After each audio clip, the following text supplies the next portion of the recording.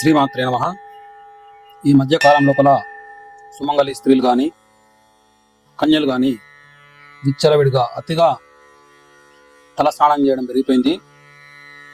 భక్తి పేరుతోని, ధర్మం పేరుతోని ఇంకా ఎక్కువ శిరస్నానాలు చేస్తే, ఎక్కువ తలస్నానాలు చేస్తే ఎక్కువ భక్తి ఉన్నట్టుగా ప్రవర్తిస్తున్నారు. కానీ నిజానికి ధర్మం పేరుతోనే అధర్మం చేస్తే కలిపురుషుడు ఇంకా వేగంగా ప్రవేశిస్తాడు ఇళ్లలోకి.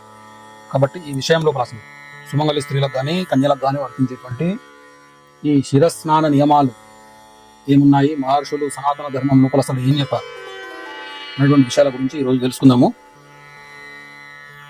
సుమంగళి స్త్రీలకు కానీ కన్యలకు కానీ తలస్నానం లేదు, తలంటు స్నానమే ఉంది. తలస్నానం వేరు, తలంటు స్నానం వేరు. అంటే తలంటు పోసుకోవడం అనేటువంటి మాట వేరు వినే ఉంటారు. తలస్నానం అంటే కేవలము తలపై నుంచి నీళ్లు పోసుకొని స్నానం చేయడం. తలంటు స్నానం అంటే తలకు కుంకుమ పెట్టుకొని, కుంకుమ అంటే పసుపు కుంకుమలు ధరించి తలకు నూనె పెట్టుకొని స్నానం చేయడం. కాబట్టి సుమంగళి స్త్రీలు ఎప్పుడు కూడా తలంటు స్నానమే చేయాలి, కన్యలు కానీ సుమంగళి స్త్రీలు కానీ. కానీ కేవలం తల స్నానం చేస్తే అది అమంగళం. శాస్త్రం ఏం చెప్తుందంటే కేవలం సుమంగళి స్త్రీలు కానీ కన్యలు కానీ ఎవరైనా సరే మృతా శౌచం లోపల అంటే పాలివాన్లు కానీ ఎవరైనా చనిపోయి ముట్టుడు వచ్చినప్పుడు, ఆ ముట్టుడు ఉన్నప్పుడు తప్ప మిగతా ఏ సందర్భం లోపల కూడా పసుపు కుంకుమ నూనె రాజుకోకుండా తల స్నానం చేయకూడదు. అతైలం శిరస స్నానం నార్యాహ సౌభాగ్య హానిదం. నూనె లేకుండా తలారా స్నానం చేయడం అనేది స్త్రీ యొక్క సౌభాగ్యాలకు హాని కలిగిస్తుంది. అతైలం శిరస స్నానం విధవాయ విధిస్మృత. అలా నూనె లేకుండా స్నానం చేయడం వేరే వాళ్ళకు భర్త లేనటువంటి స్త్రీకి చెప్పబడ్డ నియమమే తప్ప సువాసిని ఎప్పుడు కూడా పసుపు కుంకుమ తలకు నూనె పెట్టుకునే శిరస్నానం చేయాలి. నా శుష్క శిరసా స్నానం కుర్యాన్నారి కదాచన ముక్త్వాతు మృతకా శౌచం సతైలం సర్వదా భవేత్. అంటే కేవలము ఉట్టి స్నానం అంటే తల మీదకి నీళ్ళు పోసుకొని చేసేటువంటి స్నానము ఎప్పుడు కూడా సుమంగళి స్త్రీలకు లేదు. ఇప్పుడు ఒక మృతా శౌచం ఉన్నప్పుడు మాత్రమే అలా చేయాలి, అంతే తప్ప మిగతా ఏ సందర్భంలో కూడా నూనె రాచుకునే తలంటు పోసుకోవాలి. ఇది మొదటి విషయం. అంటే సుమంగళి స్త్రీలు ఎట్టి పరిస్థితి లోపల తలంటే పోసుకోవాలి, కానీ కేవలం తల స్నానం లేదు. ఎప్పుడుంది? అది ఎవరైనా చనిపోయినప్పుడు వచ్చేటువంటి అమంగళ కార్యాల లోపలనే ఉంది. తర్వాత తల స్నానం చేయవచ్చా సుమంగళి స్త్రీ అనేటువంటి విషయం చూస్తే స్త్రీనాంతో సౌమంగళ్యార్థం శిరస్నానం న సర్వదా కంఠాదేవ భవే స్నానం మంగళం తద్ది చక్షతే అని. అంటే స్త్రీలకు ఎప్పుడు కూడా సౌమంగళ్యం అభివృద్ధి చెందడం కోసము ఎప్పుడూ శిరస్నానం చేయకూడదు, చెప్పబడి లేదు అట్లా. కేవలం కంఠ స్నానమే ఉంది. కంఠం నుంచి స్నానం చేస్తేనే ఆ సుమంగళి స్త్రీ శుద్ధురాలవుతుంది. ఇంకేం చెప్తుంది? గట్టిగా హెచ్చరిస్తుంది శాస్త్రము. సదవా విధవా ధర్మాన్ నాచరేత్తు కదాచన. ఇప్పుడు కూడా సుమంగళి స్త్రీ భర్త లేనటువంటి స్త్రీ ధర్మాలను ఆచరించకూడదు. శిరస్నానం తథాత్యాగం మంగళానాం వివర్జయేత్. ఎప్పుడు కూడా ఊరికే తల నుంచి స్నానం చేయడం కానీ, లేకుంటే మంగళ ద్రవ్యాలను పసుకుంకుమ మంగళ వంటి పూలు వంటి మంగళ ద్రవ్యాలను త్యాగం చేయడం కానీ వదిలివేయడం కానీ చేయకూడదు. ఎప్పుడు కూడా సుమంగళి నియమాలే పాటించాలి, కన్య నియమాలే పాటించాలి. ఇట్లా కాకుండా ఆ ధర్మాలు వదిలిపెట్టి ఇతర ధర్మాలు పాటిస్తే అది అమంగళకరంగా హానికరంగా మారుతుంది అని శాస్త్రం హెచ్చరిస్తుంది. ఇంకా ఏమంటుంది? కాబట్టి స్వధర్మే నిధనం శ్రేయ పరధర్మో భయావహ. ఎవరైనా సరే ఎవరి ధర్మాలు వాళ్ళు ఆచరిస్తేనే అది శ్రేయస్కరమైంది, అంటే చక్కగా మారుతుంది. ఇట్లా కాకుండా ఇతరుల యొక్క ధర్మాలు ఆచరిస్తే అది భయాన్నే కలిగిస్తుంటుంది. కాబట్టి మీరు ఎవరినైనా గమనించండి, అతిగా తల స్నానం చేసే వాళ్ళ ఇంట్లో లోపల కానీ, అతిగా ఉపవాసం ఉండేటువంటి సుమంగళి ఉన్నటువంటి ఇంట్లో లోపల కానీ ఎప్పుడు కలిపురుషుడు నివసిస్తూ రకరకాల సమస్యలు తీసుకొస్తూనే ఉంటుంది. కాబట్టి మహర్షులు చెప్పిన మాటకు విరుద్ధంగా తమ తామే ఊహించుకొని అతిగా తల స్నానం చేస్తే ఎక్కువ పవిత్రమవుతాం అనుకుంటే అది చాలా పెద్ద తప్పు. అట్లా మహర్షులు చెప్పలేరు, అలా చేయడం చాలా పెద్ద దోషం. ఎందుకు మరి ఎందుకోసము సుమంగళి స్త్రీలు తల స్నానం చేయకూడదు అంటే శాస్త్రం ఏం చెప్తుందంటే కేశాపాశంతు వై స్త్రీణాం త్రివేణి సదృశం స్మృతం తస్మా సర్వ ప్రయత్నేన వేణీబంధం సమాచరేత్. అంటే ఎప్పుడైనా సరే ఆ సుమంగళి స్త్రీ వేసుకునేటువంటి జడ ఏదైతున్నదో ఆమె వేసుకునేటువంటి శిఖముని ఏదైతున్నదో అది సాక్షాత్తు గంగా యమున సరస్వతితో కూడుకున్నటువంటి పుణ్యనది స్వరూపమే అది. సుమంగళి స్త్రీ కానీ కన్యలు కానీ వేసుకునేటువంటి జడ వేసుకునే అర్హత ఎవరెవరికైతే ఉందో వాళ్ళందరికీ కూడా అది సాక్షాత్తు త్రివేణి సదృశం స్మృతం అని చెప్పేసి చెప్తున్నారు మహర్షులు. ఆ తల ఎప్పుడు కూడా త్రివేణి సంగమం మాదిరిగా అంత పవిత్రమైంది. కాబట్టి తప్పనిసరిగా శిఖను బంధించాలి, లేకుంటే జడ వేసుకోవాలి సుమంగళి స్త్రీ. వేణే బంధు భవేద్ నిత్యం సౌభాగ్యస్య చ వర్ధనం గంగాద్యాః సరితః సర్వాః వసంతి తత్రవై సదా అని. అంటే ఆమె ఆ జడ లోపలనే, సుమంగళి స్త్రీ వేసుకునేటువంటి జడ లోపలనే గంగాది సర్వ నదులందరూ కూడా ఆ 3 పాయల జడ లోపలనే వచ్చి నివసిస్తారు, ఆ నదీ దేవతలందరూ నివసిస్తారు అని చెప్పేసి శాస్త్రవచనం. అయితే ఎట్లా వేసుకోవాలి జడ అని చెప్పేసి అనే దాన్ని కూడా చిన్న సూచనలు చెప్పింది. ప్రక్షాళ్య కేశపాసంతో వేణిం బద్నీత సువ్రత సర్వతీర్థమయీ వేణి తస్మాత్తాన్ ధారయే సతి అని. అంటే కొద్దిగా జడ వేసుకుంటే కొద్దిగా నిలబడిన రాసుకొని పుణ్యాలను స్మరించుకొని జడ వేసుకుంటే ఇంకా సాక్షాత్తు ఆ పుణ్యతీర్థాలన్నీ కూడా ఆమె శిరస్సును, ఆమె జడను ఆశ్రయించే ఉంటాయి. ఇంకా కొంతమందికి ఏమన్నా సందేహాలు వస్తాయంటే, మరి రాత్రి భార్యాభర్తల సంగమం తర్వాత ఎట్లా అంటే ఆ విషయం గురించి కూడా ధర్మశాస్త్రాలు స్పష్టంగా హెచ్చరించారు. ఏమని? ఉభావ్యక్త శుచి స్యాతాం దంపతే యాపసంగతో శయనాత్ ఉత్తితా నారి శుచి స్యాత్ అశుచి పుమాన్ అని. అంటే భార్యాభర్తలు ఇద్దరు కలిసిన తర్వాత స్త్రీ పురుషులు ఇద్దరు కూడా అపవిత్రులైతారు. కానీ స్త్రీ ఎట్లా శుద్రాలవుతాట అంటే చెయ్య దిగి భూమి మీద అడుగు పెట్టిన క్షణమే, అంటే ఆ భూదేవి యొక్క స్పర్శతోనే ఆ స్త్రీ శుద్రాలైపోతుంది. పురుషుడు మాత్రం శిరస్నానం చేస్తేనే పవిత్రుడైతాడు. అప్పుడే అతను దైవ పూజలకు పితృపూజలకు చేయడానికి పురుషుడు శిరస్నానం చేస్తాడు. అంటే నిజానికి పురుషుడికి ఎప్పుడు కూడా శిరస్నానమే ఉంది. ప్రతిరోజు ఒక్కసారైనా సరే ఉదయం శిరస్నానం చేయాలి పురుషుడు.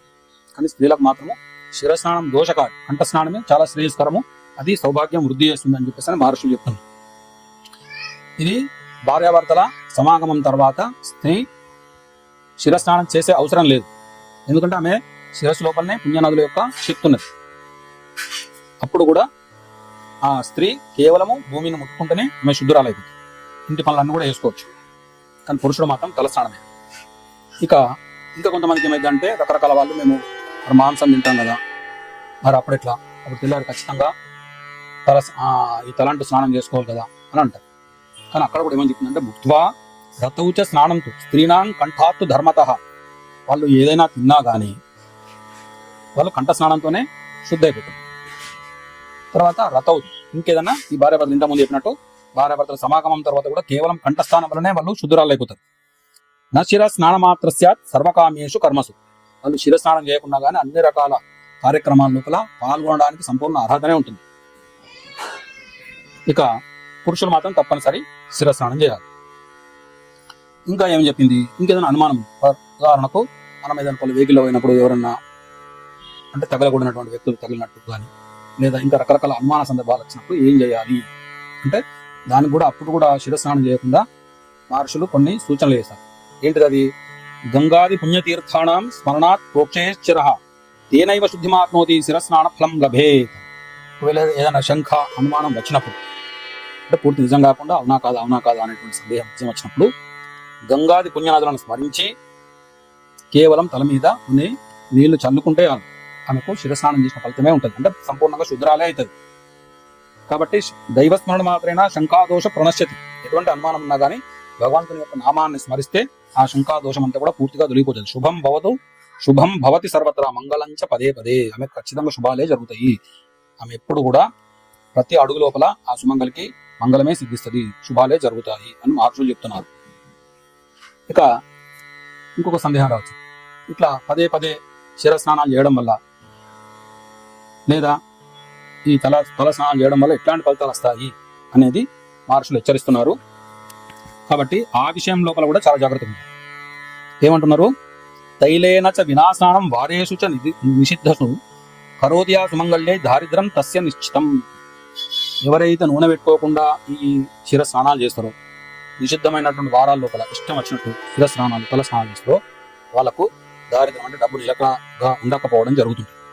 ఇంకా అనిమిత్తం తథా స్నానం శిరసాయ సమాచరే భర్తురాయుక్షయం యాంతి సానారీ నరకం వ్రజేత్. పదే పదే శిరస్నానం చేసే వాళ్ళు, పదే పదే తల మీదకి వెళ్ళి స్నానం చేసే వాళ్ళకి ఏమైందంటే మెల్లమెల్లగా భర్త అనారోగ్యగ్రస్తుడు కావడమే కాకుండా ఆ స్త్రీ బ్రతుకుండగానే నరకం కనలగిస్తుంది. అంటే అట్లాంటి పరిస్థితులన్నీ కూడా ఆమె చుట్టూ వ్యాపిస్తాయి. ఇంకేమంటున్నది? ఇది కేవలం అంతేకాదు, ఆ స్త్రీ సుమంగళి స్త్రీ పదే పదే శిరస్నానం చేయడం వల్ల వినాశనాన నిమిత్తేన శిరస్నానం కరోత్యా సంతాన హానిదాచైవ వంశవృద్ధి వినాశిని. అట్లా పదే పదే శిరస్నానం చేస్తే ఇంకేం చేసే అవసరం లేదు. ఆమె పిల్లల యొక్క అభివృద్ధి అంతా కూడా మందగిస్తుంది. సంతానానికి చాలా పెద్ద నష్టం అది. కాబట్టి ఎట్టి పరిస్థితి లోపల కూడా సుమంగళి స్త్రీ శిరస్నానం చేసేందుకు 1-2 సార్లు ఆలోచించాలి, అది సరైందా కాదా. ఎందుకంటే ఆమె ఎప్పుడు పవిత్ర కంఠ స్నానం వల్లనే పూర్తిగా శుద్ధిరాలైపోతుంది. శాస్త్రం ఏం చెప్తుందంటే కేవలం అట్లా పదే పదే శిరస్నానం చేసినటువంటి స్త్రీని చూస్తేనే ప్రాయశ్చిత్తం చేసుకోవాలని చెప్తున్నది. అంటే చూసిన వాళ్ళు కూడా దోషం వేస్తారు. విశ్వస్తామ శిరస్నాతాం సువాసినీం కదాచిదవశా దృష్ట్యా కుర్యా సూర్యావలోకనం. ఇట్లా ఏ కారణం లేకుండా ఉత్తగానే తలస్నానం చేసినటువంటి సుమంగళి స్త్రీని చూస్తే వెంటనే పాపం వచ్చితే ఆ పాపం తొలగించడానికి వెళ్ళి సూర్యావలోకనం చేయాలి. అంటే సూర్యుడికి వెళ్ళి బయటకు వెళ్ళి సూర్యుడిని నమస్కరించాలి. అప్పుడే అది చూసిన దోషం పోతాడు. అంటే అంత పాపం సుమంగళి స్త్రీ పదే పదే శిరస్నానం చేస్తుంది. కాబట్టి సుమంగళి స్త్రీలు ఎప్పుడు కూడా శిరస్నానం అతిగా చేయకూడదు. ఎప్పుడెప్పుడు చేయాలన్నటువంటి విషయం చెప్పింది. ఉదాహరణకు మొట్టమొదటి ఎవరైనా శ్రాద్ధ కర్మలకు వంట చేయవలసి వస్తే అప్పుడు శిరస్నానం చేయాలి. పాకస్య హేతువే హి స్యాత్, వంట చేయాల్సిన వచ్చినప్పుడే శిరస్నానం చేయాలి. వంట చేసే అవసరం లేకుండా అప్పుడు కూడా కంఠస్నానం. తర్వాత గ్రహణ సమయంలో గ్రహణము పట్టేటప్పుడు విడిచిన తర్వాత అప్పుడు కూడా నూనె రాసుకొని బొట్టు పెట్టుకొని నూనె రాసుకొని తలంటు స్నానం చేయాలి. గ్రహణము పట్టినాక విడిచిన తర్వాత ఇంకేదైనా పెద్ద పెద్ద హోమాలు యజ్ఞాలు శతచండి ఇంకేదైనా పెద్ద పెద్ద కార్యక్రమాలు చేసినప్పుడు అప్పుడు కూడా శిరస్నానం. అంటే ఆ వ్రతము ఆ యజ్ఞము ప్రారంభం లోపల చివరికి అవభృత స్నానం. ఇది కాక చతుర్థే అని తద్వర్త నియమైన సమాసత, అంటే స్త్రీలకు ఋతుస్నానం చేసినప్పుడు అంటే 4వ రోజు శిరస్నానం చేయాలి. ఇంకా ఏదన్నా కారణాలు అంటే ఎవరైనా మరణించినప్పుడు చేసినప్పుడు అప్పుడు శిరస్నానం చేయాలి.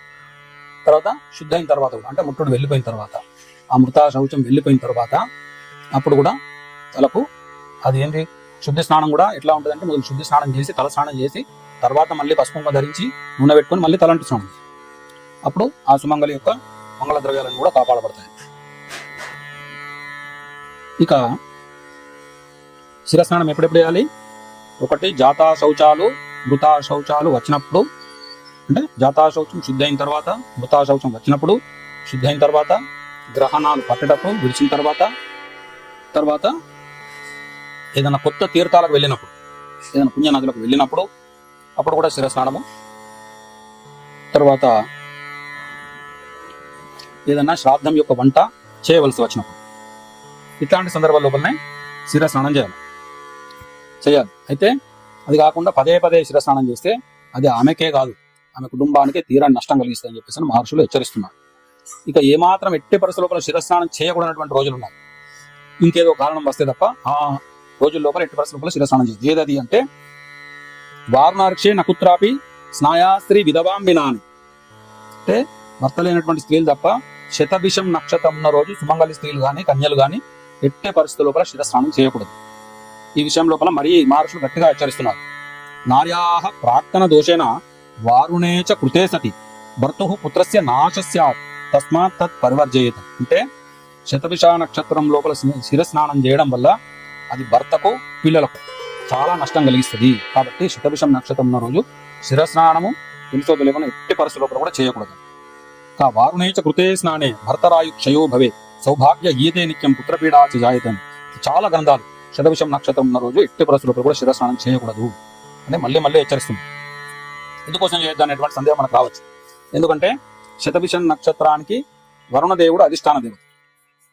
ఈ నక్షత్రానికి ఉన్న ప్రత్యేకత ఏంటంటే అంటే శతతారకా గతే సోమే వరుణ సర్వనిమ్నగా అధిష్టాయ వసేత్ర పుణ్యకృద్భి నిషేవిత, అంటే శతభిషం నక్షత్రం ఉన్న రోజట వరుణదేవుడు అన్ని నదుల లోపల అధిష్ఠించి ఉంటాడట. అట్లా ఉన్నప్పుడు పురుషులు ఎవరైనా సరే ఆ శతభిషం నక్షత్రం ఉన్న రోజు స్నానం చేస్తే అతని యొక్క అనుగ్రహం వల్ల, అసలు శతభిషం అంటే ఏంటంటే శతం భిషజో అస్య సంతి తస్మాత్ శతభిష స్మృతా, అంటే ఒక 100 మంది వైద్యుల యొక్క శక్తి ఎంత ఉంటుందో అంత శతభిషం నక్షత్రానికి ఉన్నది. ఎవరైనా సరే ఆ నక్షత్రం ఉన్న రోజు నదీ స్నానం చేస్తే పుణ్యనదుల యొక్క స్నానం చేస్తే వాళ్ళు అన్ని రకాల రోగాల నుంచి విముక్తమవుతారు. అంటే పురుషులు చేయగలిగే అధికారం ఉన్నవాళ్ళు, కాబట్టి శిరస్నానం చేయగలిగే అధికారం ఉన్న వాళ్ళు ఎవరైతే నది స్నానం చేస్తారో వాళ్ళు అన్ని రకాల రోగాల నుంచి విముక్తమవుతారని చెప్పేసి శాస్త్రం చెప్తుంది. అయితే ఇంతకుముందే మనం చెప్పుకున్నాం ఏమని, ఆ స్త్రీ యొక్క శిరస్సు లోపల ఆమె వేసుకున్నటువంటి జడ లోపల ఆమె శిఖ లోపలనే అన్ని నదులు నివసిస్తారా నది దేవత. కాబట్టి ఆ రోజు ఏమైంది, అన్ని నదులతో పాటు ఆమె శిఖ లోపల కూడా ఆ వరుణదేవుడు ప్రతిష్ఠితమైంది. ఎప్పుడైతే ఆమె శిరస్నానం ఆ రోజు చేస్తుందో ఆ వర్ణదేవుణ్ణి అవమానించినట్టయితే, అంటే ఆమెను శుద్ధి చేయడానికి, ఆమె పాపాలను హరించడానికి, ఆమె రోగాలను తొలగించడానికి, ఆమె ద్వారా కుటుంబం లోపల ఒక శక్తిని ప్రసాదించడానికి శతభిషం నక్షత్రం ఉన్న రోజు ఆమె శిరస్సు లోపల ఉన్నటువంటి పుణ్యనది స్వరూపాన్ని లోపలనే వర్ణదేవుడు ఉంటుంది. ఆమె ఎప్పుడైతే తల స్నానం చేస్తుందో అది వరుణదేవుడికి అవమానంగా మారుతుంది. కాబట్టి ఎట్టి పరిస్థితి లోపల కూడా ఆ శతభిషం నక్షత్రం ఉన్న రోజు చేస్తే ఏమైతుందంటే ఇప్పటిదాకా చెప్పినట్టు భర్తకు పిల్లలకు నష్టమే కాకుండా ఇంకా ఏమంటున్నారంటే రోగి భవత్సానారి యాస్నాతి వరుణే హ్యనియం, వరుణే అహన్. ఎవరైతే ఏ స్త్రీ అయితే ఆ వరుణుడు అధిష్టాన దేవత కలిగినటువంటి శతభిషం నక్షత్రం రోజు శిరస్నానం చేస్తుందో ఆమె తొందరగానే రోగిష్ట అయిపోతుంది, అంటే రోగాల బారిన పడుతుంటది. ఎందుకంటే ఆ రక్షణ కరువైపోతుంది ఆ సుమంగళి స్త్రీ. కాబట్టి ఈ విషయాలన్నీ కూడా చాలా జాగ్రత్తగా గమనించి సుమంగళి స్త్రీలు కానీ కన్యలు కానీ శిరస్నానం చేసేటువంటి విషయాల లోపల చాలా జాగ్రత్త వహించాలి. ఇక శాస్త్రం లోపల మాత్రం ఏ వారాల లోపల శిరస్నానం చేయాలి అంటే ముఖ్యంగా అన్ని వారాల లోపల కూడా బుధవారము శనివారమే శిరస్నానానికి చాలా శ్రేయస్కరం అని చెప్పింది. ఒక్కొక్క వారం గురించి చెప్తూ అర్కవారే సుతవ్యాధి, ఆదివారం శిరస్నానం చేస్తే అది పిల్లలకు నష్టమట. భూమేచ కులనాశనం, మంగళవారం చేస్తే వంశానికి నష్టం కలుగుతుంది. భృగువారే శ్రియం హంతి, శుక్రవారం కూడా చేయొద్దను. కొన్ని ప్రాంతాల లోపల శుక్రవారం ఆచారంగా వస్తుందని మన శాస్త్రాల లోపల అక్కడక్కడ రకరకాలుగా చెప్పుండొచ్చు, కానీ ఇంకా వేరే దగ్గర అయితే ఎక్కడ కూడా శుక్రవారం మనం శిరస్నానం చేయాలన్నటువంటి మాట స్త్రీలు సుమంగళి స్త్రీలు కనిపించలేదు. కానీ కొన్ని ప్రాంతాల లోపల చేస్తుంటారు. కానీ భృగువారే శ్రీయమంతి, ఒకవేళ శుక్రవారం నాడు శిరస్నానం చేస్తే సంపదలకు ఆటంకం కలుగుతుంది. బుధే సౌఖ్యం, బుధవారం శిరస్నానం చేస్తే చాలా మంచిది, సౌఖ్యం పెరుగుతుంది. క్షణౌ శుభం అని శనివారం నాడు శిరస్నానం చేస్తే శుభాలు కలుగుతాయని చెప్పేసి అని మహర్షులు ఈ శ్లోకాల ద్వారా చెప్పారు. ఇంకా మరొక శ్లోకం లోపల రవౌ తాపహ, అంటే ఆదివారం నాడు శిరస్నానం చేస్తే తాపం కలుగుతుంది, అంటే బాధ. శశినే కాంతి, తప్పనిసరి అయితే సోమవారం నాడు చేస్తే వర్చస్సు పెరుగుతుంది, అవసరం అనుకుంటేనే చేయాలి. సోమవారం నాడు అప్పుడప్పుడు. కుజే మృత్యు, మంగళవారం నాడు శిరస్నానం చేస్తే చాలా నష్టం. బుధే శ్రియం, బుధవారం నాడు ఈ శ్లోకంలో కూడా బుధవారం నాడు శిరస్నానం చేస్తే సంపదలు వృద్ధి పొందుతాయి. గురవు హాని, గురువారం నాడు శిరస్నానం చేస్తే ఏదైనా ఆపదలు కానీ వస్తాయని చెప్పేసి అని హెచ్చరిస్తుంది. భృగౌ విపత్, శుక్రవారం నాడు శిరస్నానం చేస్తే విపత్తులు వస్తాయి. శనౌ ఆయు ప్రవర్ధతే, శనివారం నాడు శిరస్నానం చేస్తే ఆయువు వృద్ధి పొందుతుంది అని. అంటే అభ్యంగన స్నానానికి అధికారం ఉన్నటువంటి రోజులే ఈ శిరస్నానానికి చెప్పారు. కాబట్టి సుమంగళి అయినటువంటి స్త్రీ శిరస్నానం చేసే విషయం లోపల ఒక కాన్షియస్నెస్ తో కలిగి ఉండాలి, ఎప్పుడు చేయాలి ఎప్పుడు చేయకూడదు. కాబట్టి సనాతన ధర్మంలో ఉన్నటువంటి ఈ విషయాన్ని గమనించండి. ఎక్కువ శిరస్నానం చేసినట్టు అంటే ఎక్కువ తల స్నానం చేసినంత మాత్రాన ఆమె ఏదో పెద్ద పవిత్రం అవుతుంది అంటారు, మరి అపవిత్రురాలే అవుతుంది. ఎందుకంటే తనది కానీ ధర్మాన్ని ఆచరించడం వల్ల ఈ కలిపురుషుడు కాచిపూచుకొని ఉండేటువంటి కలిపురుషుడు ఆ కుటుంబాలను ఆశ్రయిస్తాడు. అక్కడ ఎక్కువ గొడవలు జరగడము, పిల్లల అభివృద్ధి ఎందకపోవడం, భర్తకు అనారోగ్యాలు, ఆ స్త్రీని కూడా అందరు కూడా ఏదో ఒకటి మాటలు అంటూ మరి చీకాకు పరచడం, ఆమె మానసిక అశాంతి గురి కావడం, ఇట్లాంటి నరకమైనటువంటి పరిస్థితులు ఎదురైతాయి. ఇవన్నీ కూడా ఎప్పుడు గొడవలు జరగడము, డబ్బు నిలకడగా ఉండకపోవడం, అందరూ అవమానించడం, ఇవన్నీ కూడా కళ్ళు పురుషుడు ఆవాహనం అయితే జరిగే విషయం. కాబట్టి సుమంగళి స్త్రీలు ఈ విషయాన్ని గమనించి మరి తగిన రోజుల లోపలనే శిరస్నానం, అది కూడా తల పసుపు కుంకుమ సౌభాగ్య ద్రవ్యాలను రాసుకుని తలకు నూనె పెట్టుకుని తలంటూ పోసుకోవాలి తప్ప అనవసరంగా శిరస్నానం చేయకూడదు. తర్వాత ఇంకొకటి ఏం చెప్తుందంటే శిరస్నానం ఎప్పుడు చేసినా కానీ ఉష్ణ జలంతోనే వేయాలి. ఒకవేళ చల్లటి నీళ్ళతో శిరస్నానం చేస్తే అది ఒక ముట్టుడు స్నానం, అంటే ఎవరైనా అనిపోతే పాలు వాళ్ళు కానీ వీళ్ళు కానీ అనిపోతే చేసే ముట్టుడు స్నానంతో సమానము. కాబట్టి సుమంగళి స్త్రీ ఎప్పుడు కూడా శిరస్నానం చేసేటప్పుడు వేడి నీళ్ళతోనే శిరస్నానం చేయాలి, చల్లటి నీళ్ళతోనే శిరస్నానము చేయకూడదు. ఇది ధర్మం. కాబట్టి సనాతన ధర్మాన్ని ఆచరిస్తే ఎప్పుడు కూడా ప్రజలందరూ కూడా సుఖం వైపే ప్రయాణం చేస్తారు, ఆనందం వైపే ప్రయాణం చేస్తారు. ధర్మము పేరుతోనే అధర్మము ఆచరిస్తేనే అప్పుడు కలిపురుషుడు కాచు కూర్చునే కలియుగం లోపల ఎవరింట్లో ప్రవేశిద్దామని చెప్పేసి అని కాచు కూర్చుంటాడు కలిపురుషుడు. కాబట్టి అటువంటి కలిపురుషుడు వెంటనే వాళ్ళ గృహాల లోపల ఆవహిస్తుంటాడు. కాబట్టి ఈ విషయం లోపల జాగ్రత్త వహించాలని చెప్పేసి అని కోరుకుంటున్నాను. శుభం భవతు, నియమాలను కూడా ఆచరిస్తారని చెప్పేసి అని ఆశిస్తున్నాను. స్వస్తి, శ్రీమాత్రే నమః.